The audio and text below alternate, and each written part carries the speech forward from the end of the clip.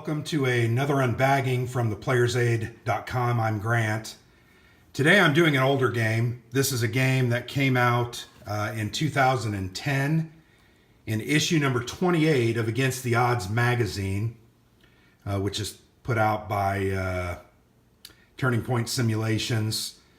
Very interesting wargaming magazine. They have an online voting system where each person that registers, I think you have up to 3 votes that you can place on. You can either place them all on the same game or you can place them on different games. And what they'll do is once a game kind of leads in votes amongst all the games that are out there, they will make an announcement that they will print that game in their next upcoming issues. I think these issues come out about, I don't know that I'm exactly sure. Maybe twice a year. So it's not a magazine that comes out every other month. But anyway, it's a magazine that, once again, they try to pick the featured game based on the fans and what they want to see. So this game from 2010 in issue number 28 is a Revolutionary War game. One that I've had my eyes on for a long, long time. And it's a little hard to find. You're going to pay a little more. But recently, Almost a Miracle received enough votes to go ahead and be in the upcoming issue, which I think is still 3 or 4 months away. But Almost a Miracle is a game about the Northern Theater and the action in the Northern Theater of the Revolutionary War. The predecessor to that game is Tarleton's Quarter, the Revolutionary War in the South. This is a complete war game. I'll show you the rules. They're voluminous, to say the least. This is a pretty big war game that's crammed into a magazine. So once again, this is the original game in the series, Tarleton's Quarter, followed by the upcoming or imminently to release Almost a Miracle. And this one focuses on the war in the South. The British, I believe, landed in Georgia, I want to say in 1778. And sometimes my dates are off. But they landed in Georgia and they fought through, obviously, the ultimate end of the war, which ended in Yorktown in November of 1781, as Cornwallis was cornered there in Yorktown with the French and their mighty frigates from the ocean bombarding them, and General Washington and the Colonial Army on the west surrounding them. So that's what the time frame of this game is, 1778 through 1781. So approximately 3 years of the war. And the British, because they struggled in the north, they had a strategy change. And they decided, you know what, let's go to the south. Let's go to the southern colonies, including Georgia, North and South Carolina. And let's try to get them to become loyal again. There were many reasons for that. They thought that there was a lot of loyalist support in the South. There was some, probably more than in the North, but it was not overwhelming.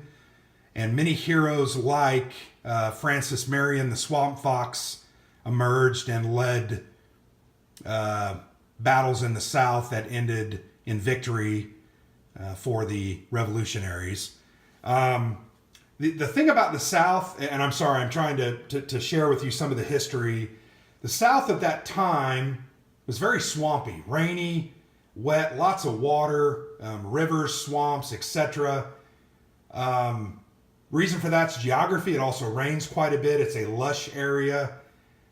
And the crops at that time were rice and I think indigo. Indigo and rice were their main products. Later, they turned to cotton, a little more in-demand product. But I think to this day, they create a lot of rice in this area of the South. So that's what the history of the game is. This game is designed by Mike Jocelyn. I've reached out to Mike to do an interview about this game.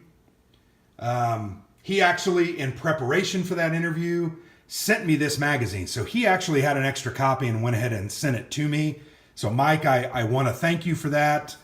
I really, really appreciate that. I'm going to do this video and then I'm going to work on some interview questions for him so that we can get that out in the next month or so. I am working with the designer of Almost a Miracle as well, so hopefully those come out over the next couple of months, and I'm able to share those with you. But once again, Against the Odds magazine, I'm going to show you the magazine really quickly. So you can see here's the table of contents. There's a lot of different articles, and then you have a look into the game itself here by Mike Jocelyn, Tarleton's Quarter.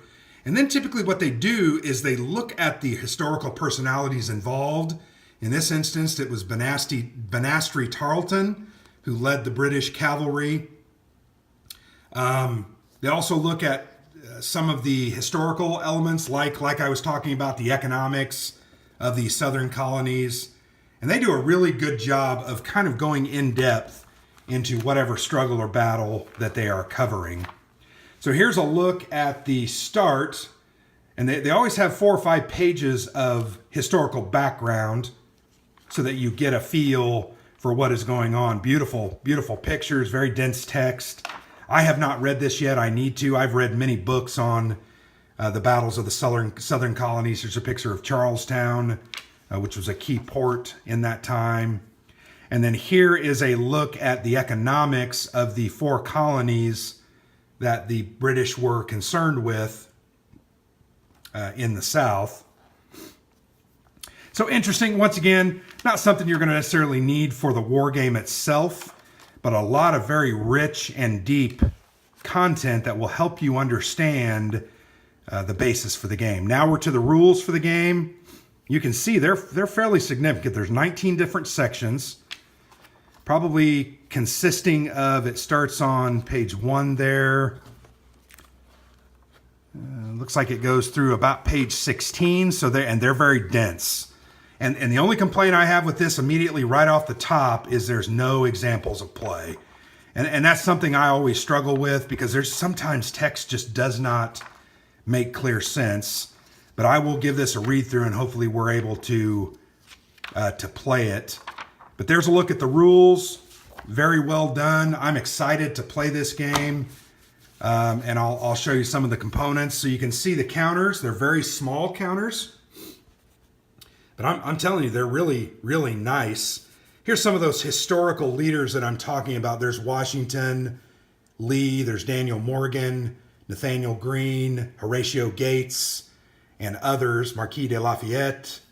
So you have these personality counters as your leaders. Here are the unit counters, very basic. You have some cavalry there. These are forts, I believe. Fort Moultrie, Fort Howe, Fort Washington, and Duportail. So very, very cool. On the other side, you have some administrative counters. There's Fort Sumter, by the way. And then here are the different units. British on the right, Colonials on the left. Actually, there are some British units there as well.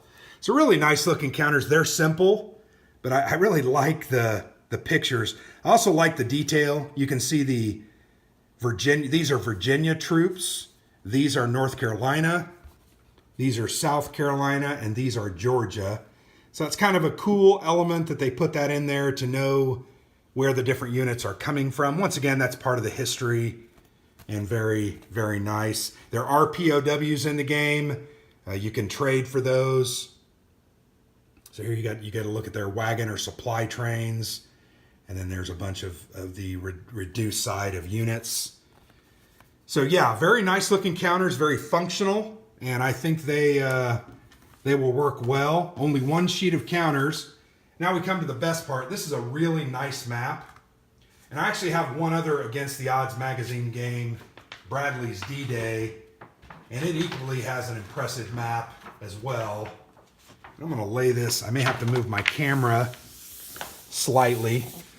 So the first thing I would say about the map is that very simple. There's not there's not a lot of actual detail. There are areas. So this is an area movement game as well. You can see the rivers, you can see the roads, and then cities are marked. Camden, I've actually visited Camden. Not a whole lot there, but that is a Revolutionary War site. I do want to point out one thing. My mother was born and raised in Orangeburg, South Carolina, actually a small town close to it called Cordova, but Orangeburg is where she went to high school. I still have relatives that live there, have fished a lot of these rivers, the Santee particularly, and the Edisto. Here's the Edisto River. Here's the Santee River with my uncle, Uncle Lawrence. And they are Southerners. My mother's a Southerner, so that's one of the reasons I was excited about this game. But you can see this map covers parts of Georgia at the bottom. The majority of it looks to be South Carolina and North Carolina in the middle there. And then at the top you can see Virginia. Has a turn track and the year marker, weather marker, as well as major victory. I'm not exactly sure what that is. There are holding boxes up here for leaders. And then you have a prisoners of war chart on the side, or track on the side. Kind of cool. So yeah, very simple looking map. Very, very clear. I love the colors, frankly. I think it's very, very evocative of the time. And I like that. But there's a look at Tarleton's Quarter from Against the Odds magazine. And once again, I want to thank Mike Jocelyn for providing this game to me.